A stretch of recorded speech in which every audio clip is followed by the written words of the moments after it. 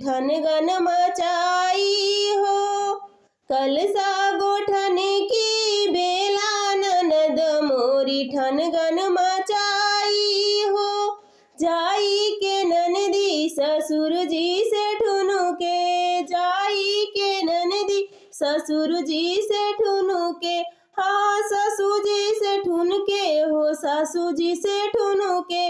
हरवा देहूँ गढ़ाई नेग कलसा के भराई हो। हरवा देहूँ गढ़ाई नेग कलसा के भराई हो। कलसा गोठन की बेला ननद मोरी रुनगुन मचाई हो। कलसा गोठन की बेला ननद मोरी ठनगन मचाई हो। जाई के ननदी जेठ जी से ठुनुके, जाई के ननदी जेठ जी से ठुनुके, जेठ जी से ठुनुके, जेठान जी से ठुनुके। झुमका देहूँ गढ़ाई नेग कलसा के गोठाई हो। झुमका देहूँ गढ़ाई नेग कलसा के गोठाई हो।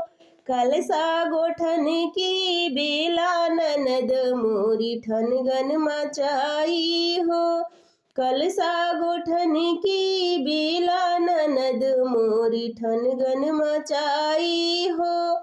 जाई के ननदी देवर जी से ठुनुके, जाई के ननदी देवर जी से ठुनुके। देवर जी से ठुनके, देवरानी से ठुनुके।